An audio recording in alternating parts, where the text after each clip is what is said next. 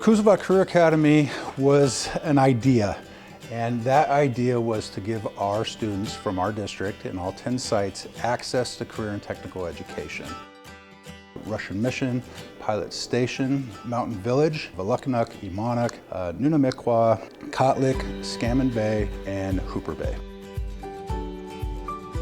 And so you have a really tough decision when you live in Bush, Alaska. Do I stay in my school that might not have the same access to career and technical education and programs as a road system student here in Anchorage? Our school board got creative, purchased an old hotel in Anchorage, formerly known as the Longhouse Hotel. And so we took probably a 1.5 star hotel here in Anchorage and turned it into what I like to call a 5-star place of learning. We're the only quarterly option for students, residential option for students in the state of Alaska. Students come out, they can re-up, and so come subsequent quarters, they can be here for an entire year if they want. If their dream was to be the star basketball player in their village, then they can go home for basketball season and come right back here fourth session. There's a lot of options for our students now that weren't available to them before. Have you guys seen that before? Yeah. The main thing that Kusilvak Career Academy provides our students is access, and it provides hope. And so through access is opportunity. We have a lot of partnerships that we count on to provide experiences for our students.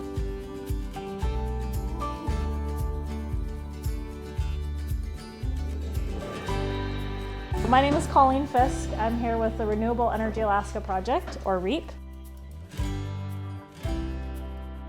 We think about our own personal energy use in kind of 3 big ways in terms of electricity, like our lights, our electronics, heat, so how we're able to heat up water or the air, and then transportation. Today we were doing some introductory activities preparing for an energy audit, thinking about how we use electricity, how much electricity different appliances use, how heat moves, and how important that is to think about the materials that we use for building when we're thinking about energy use in our homes.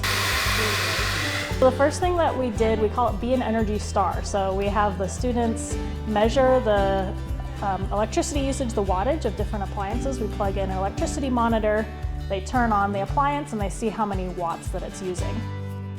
20.23? Yeah, 20.23. So the second activity, we did ice melting blocks. So we have 2 black blocks, and they look really similar, but one of them is really heavy, it's actually metal, and another one is a lot lighter, it's a compact plastic foam.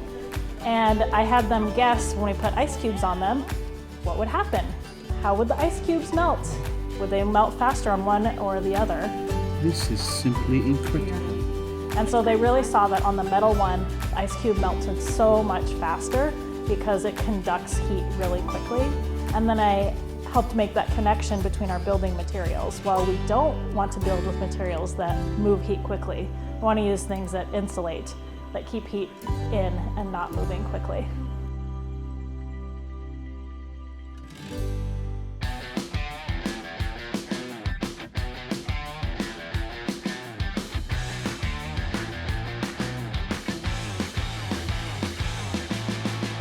That thing's called a zone valve, and there's a thermostat right there.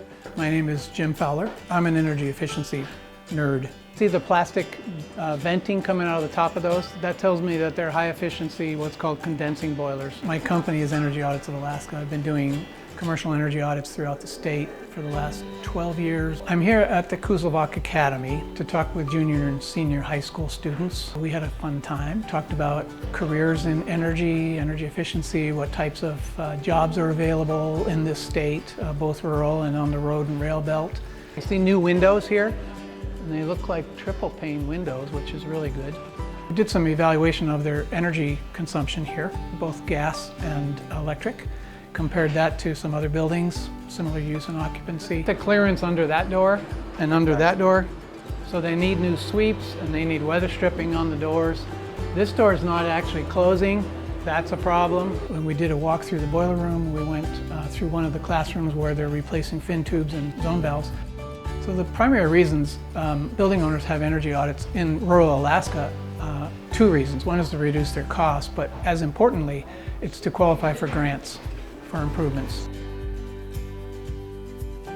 What we really depend on from our partnerships like we have with REAP is being able to come in and relay that message in a way that our students understand that, yes, here's a person saying the same things that our staff is saying, but might be able to provide them a future career, future training that's going to sustain them and their family in the future. In rural Alaskan communities, there's a real shortage of human resources, I guess you'd say, particularly in the area of energy efficiency, HVAC servicing.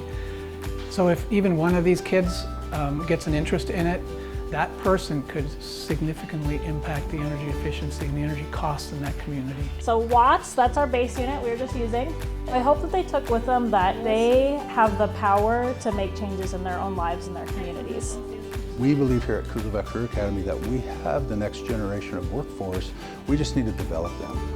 And so that's a big reason of why we exist is giving kids a better understanding of what's available to them in hopes of sparking something that they can do anywhere they find themselves, whether it's Road System Alaska or Village Alaska.